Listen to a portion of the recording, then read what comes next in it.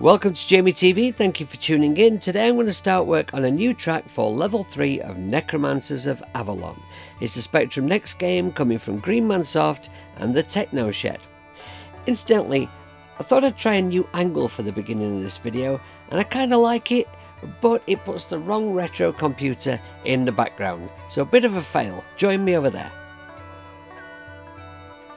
So here we are at the Spectrum Next and Amiga side of the studio. Let's see if we can get a nice fortuitous angle on that. No expense was spent in the making of this video. Unfortunately, we're at the right side of the studio now for the Spectrum Next, of course, but I'm still wasting your time because I can't actually make music on the Spectrum Next for Next games unless I use Nextdoor. It's kind of the only option, and it's a great piece of software.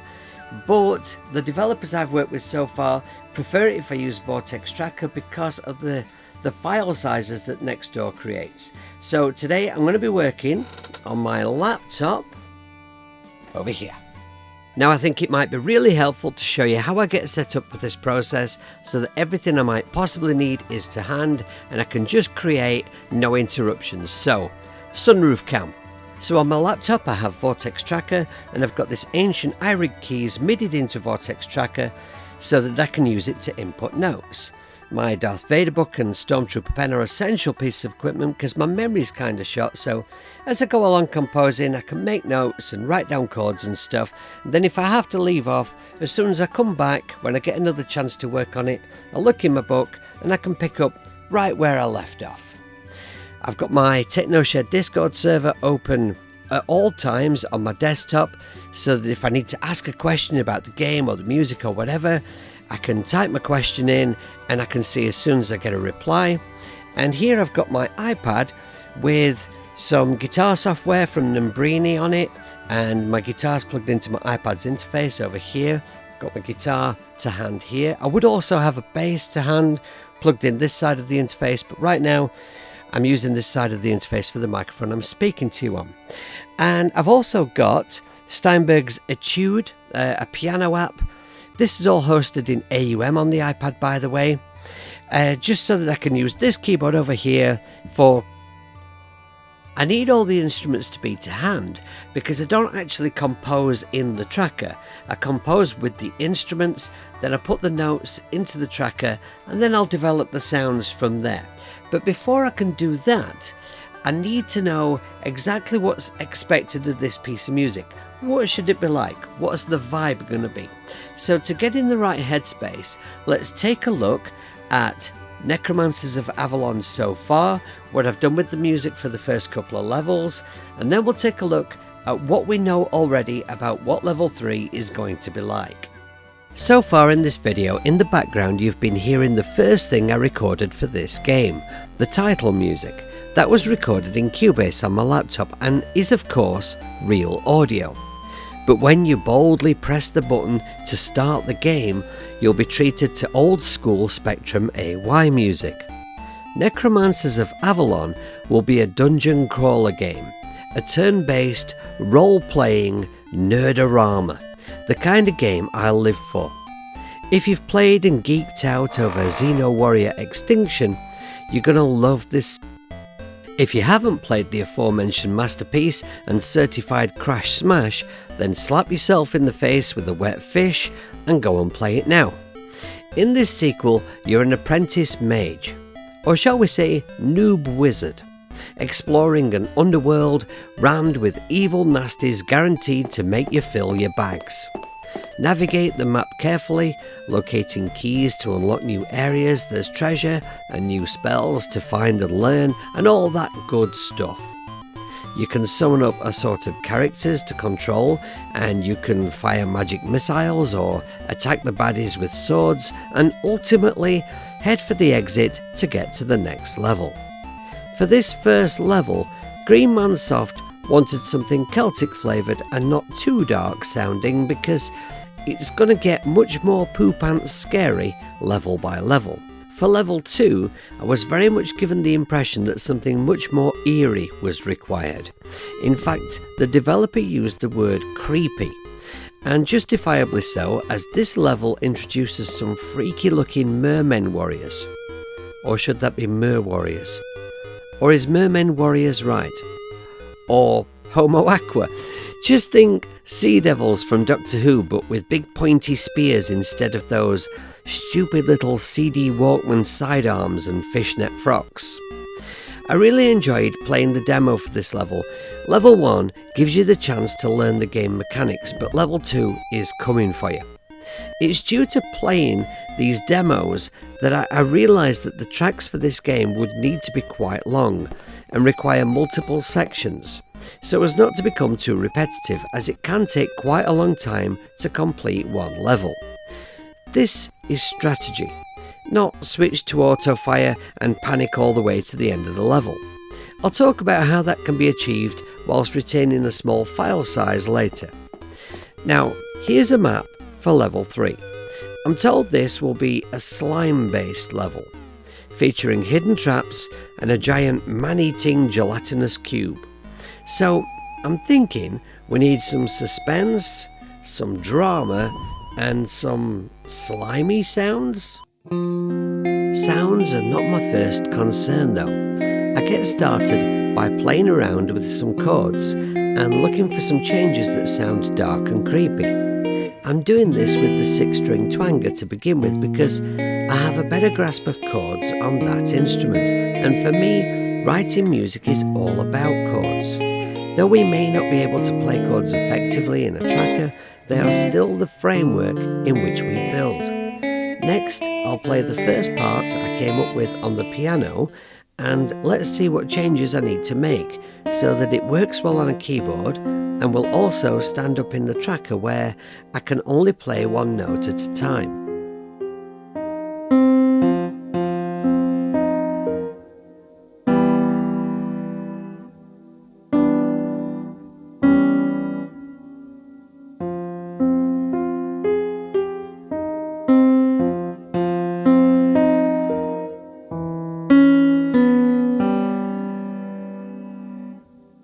I just want to point you to a couple of seriously dull but vital things in Vortex Tracker. If we go up to File, Options, Main, you'll see here that the tracker is going to make an auto-saved backup every minute. You can change the frequency of this here, and you can switch it off altogether if you're completely mental. There are lots of things in these tabs that are self-explanatory, but I just want to point you to a couple of super essential things to get started. In chip emulation, I've selected ZX Spectrum here, and 50Hz PAL here. Now you've got 3 channels, and the default setting is mono, so all 3 channels down the middle. You can play around with your panning here, or choose from these presets. But for games, a lot of developers prefer mono, as do the TechnoShed chaps, because they get a lot more volume out of mono. I don't understand the technicalities of why. I'm just a stupid hippie that makes things go beep. Here in audio, you can check you have the correct output device selected. So if you're not hearing any sound, check this first. And over here, we can toggle through MIDI input devices, and you can only choose one. I need to select Ivory keys. Now before we can enter any notes, we need to choose a sound, otherwise we won't hear the notes. We'll go to the Samples tab. These are not real audio samples, of course. This is just a string of numbers that tells the AY chip, or AY chip emulation, what sound to make. Bogus label really. Unlike next door, Vortex Tracker comes with a whole bunch of sounds to get you started. Just have a look through these folders here and choose one.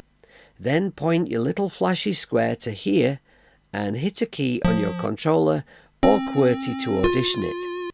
The QWERTY keys that play notes, by the way, are Z through backslash, A through colon, Q to brackety thing, and 2 through to equals sign.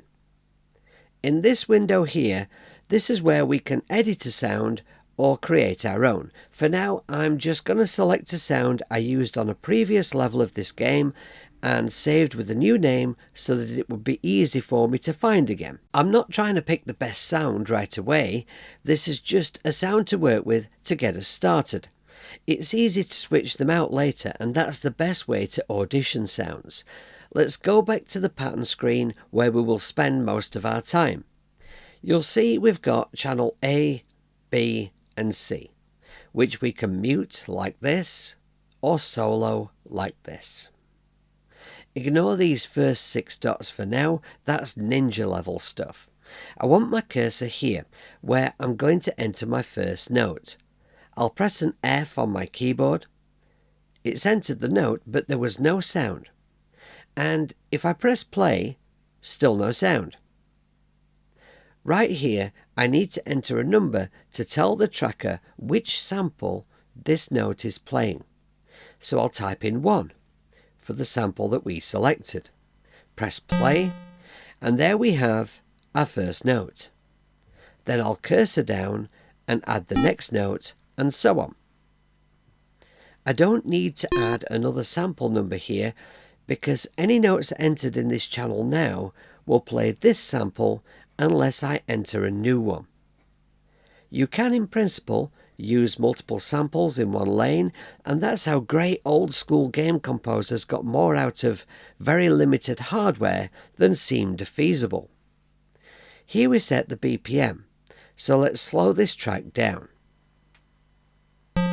You'll see that this track has hexadecimal numbers down the side, and you can treat the highlighted lines as your count, your 1, 2, 3, 4.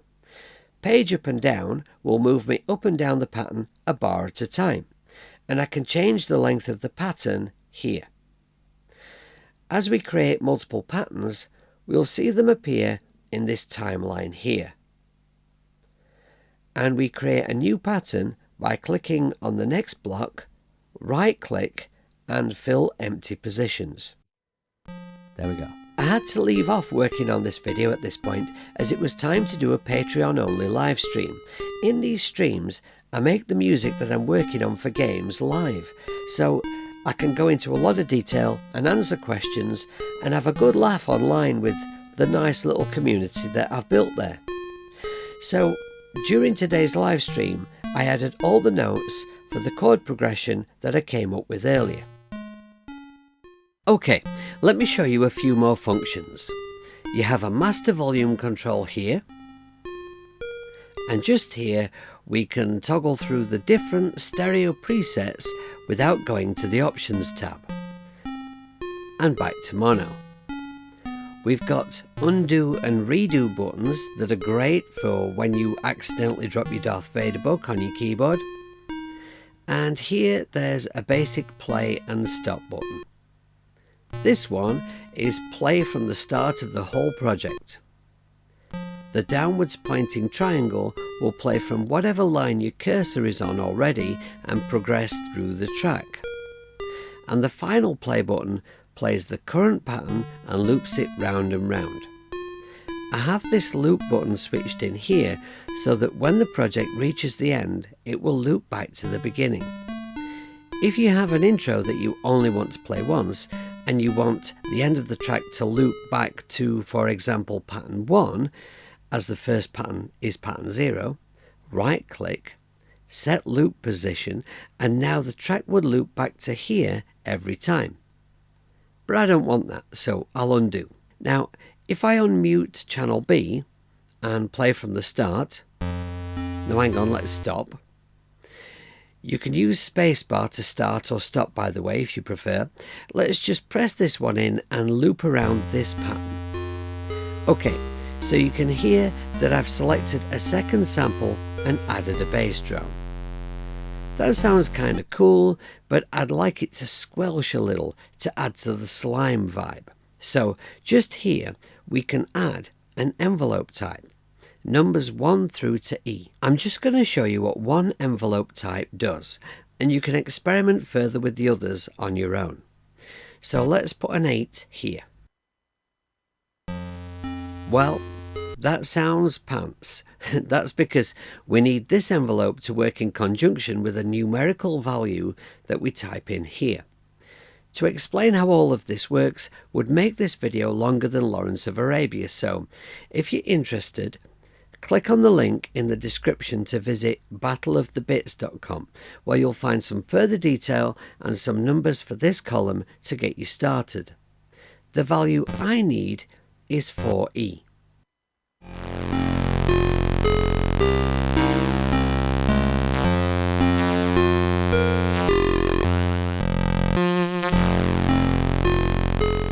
Now, with my bass drone and envelopes in place, what about channel C?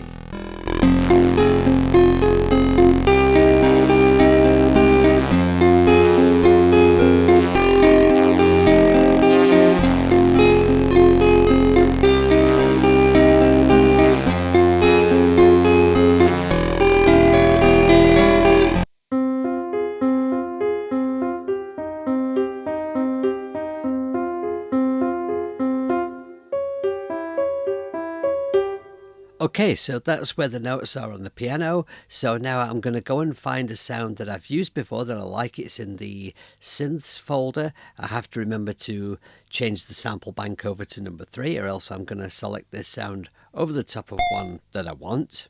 There we go. That's the sound. Let's just try that out.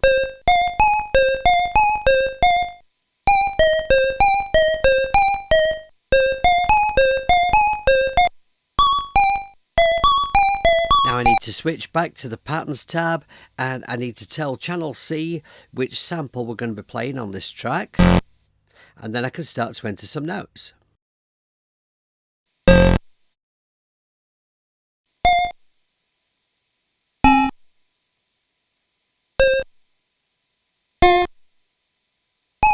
Let's fast forward this a little. If you make a cock up like I did here and enter the wrong note, just highlight it, Ctrl and X to delete. Okay, now let's skip forward in time. We'll jump in the TARDIS to when I've finished entering all these notes. Actually, let's just stop the TARDIS here so I can show you this. If you've got a repeating pattern, you can highlight a bunch of notes and right click, and you can copy and paste those notes in wherever you want them in the project. And also when you right click, you've got some other useful functions like transpose, for instance.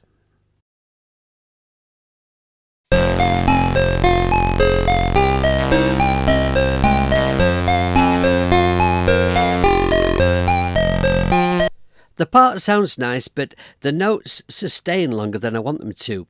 So now I could go into the sample itself and edit it and try and make it a shorter sound, but alternatively what you can do is just use Ctrl and A and insert a rest, and that will cut off the previous note very quickly.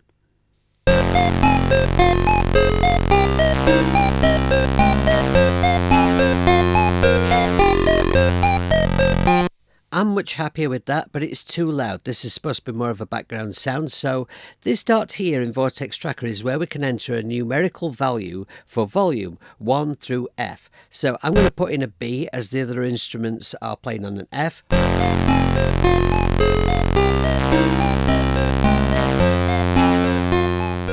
Alright, so off camera, I've finished inputting all of the notes that I wrote on the guitar for channel 3, and I've got about 1.5 minutes worth of music. I think it really suits the level, so now I'm going to send what I've got to the developer and get some feedback from the Techno Shed, because there's no point me working on this track any further if they don't dig it.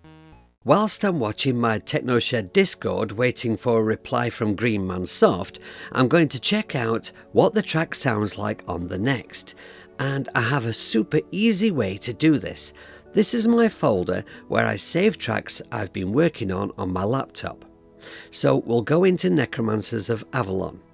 Then we'll open up my next sync folder and activate this little thingy here.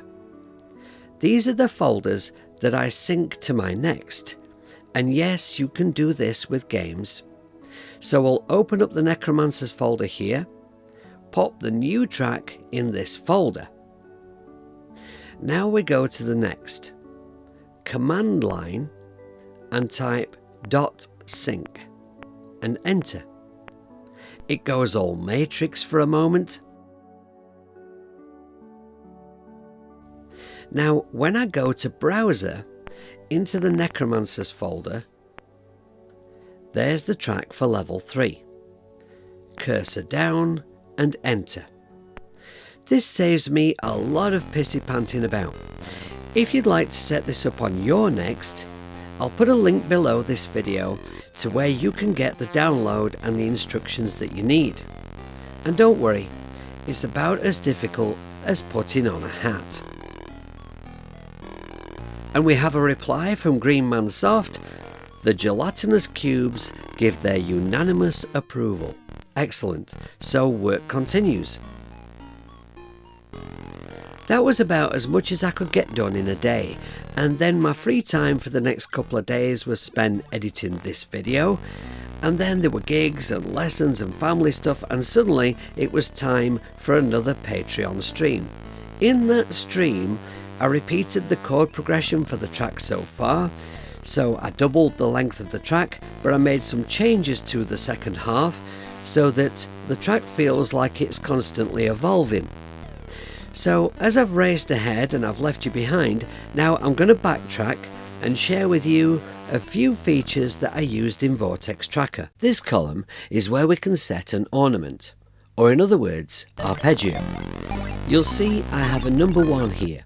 So let's go and take a look at ornament number 1 in the Ornament tab. As you can see, the tracker comes with a whole lot of ready-made ornaments for you to choose from, but this is one I made.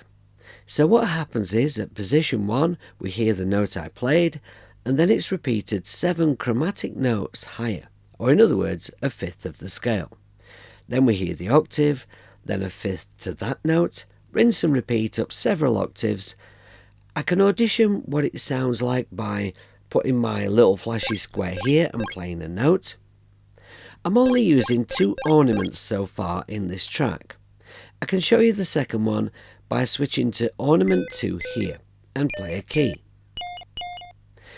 If I need another, I'll go to ornament 3, and if I create an ornament here, or perhaps choose one from here, but maybe I make some changes to it, I can save it and name it here. As you can hear, that ornament will repeat over and over and will be applied to every note in the lane until I switch it off, which I do by putting a number in the ornament lane for an empty ornament.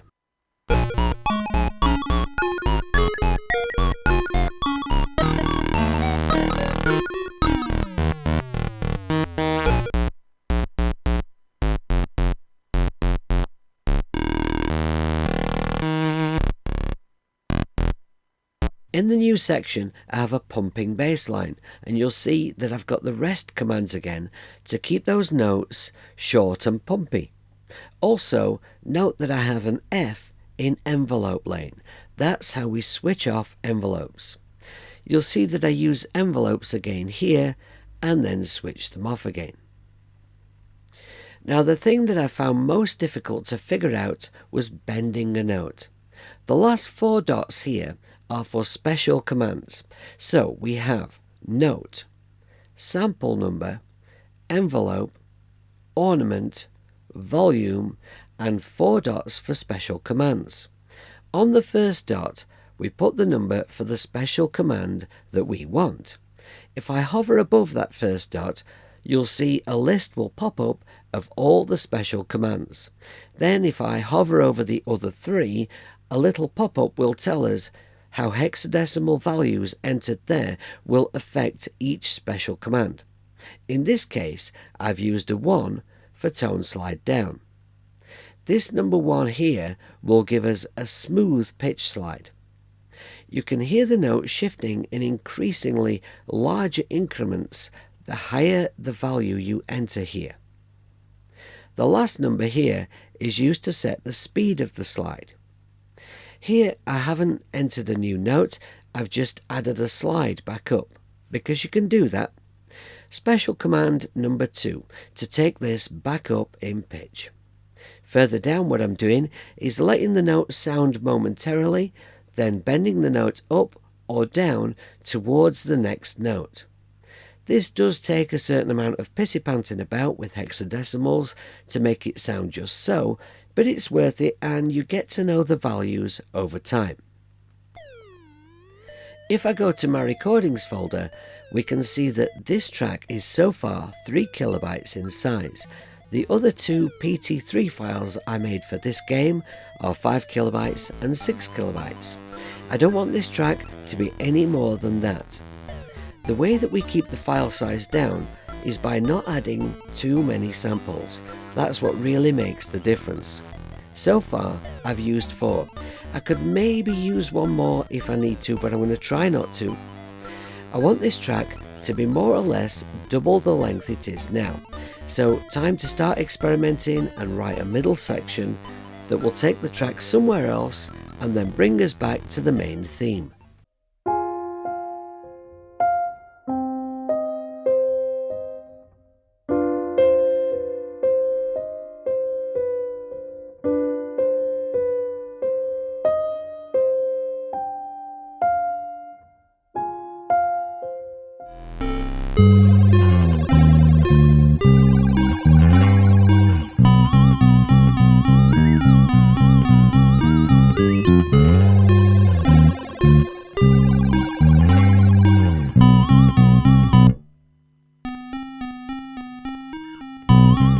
Work continued in this way, just writing the parts, putting the parts in the tracker, over and over until I had what I felt was a finished track, so I sent it to Green Man Soft to see what he thought, and just a few minutes later he sent me this demo.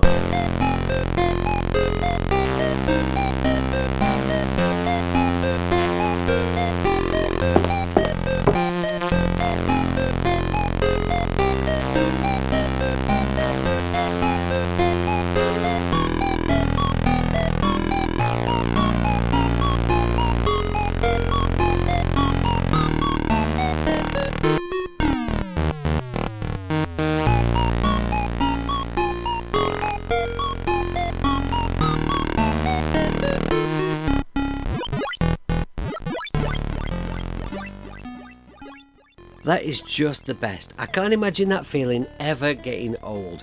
To be sent the game with the music in that I made for it and get to play it, that's a very, very special experience. And what a great game. This is the best level so far. Very, very exciting stuff.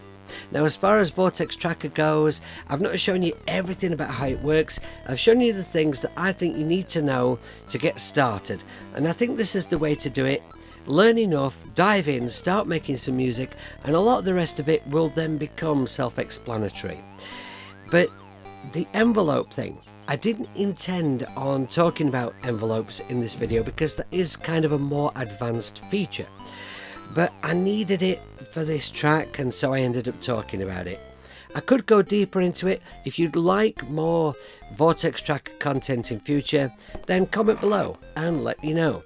I hope it's been helpful, or at least a little bit entertaining, to 1 or 2 people out there, showing you my process and how I go about doing this stuff. Until my next video, take care of yourselves, be kind and be good, play lots of video games and make lots of music, and I'll see you soon.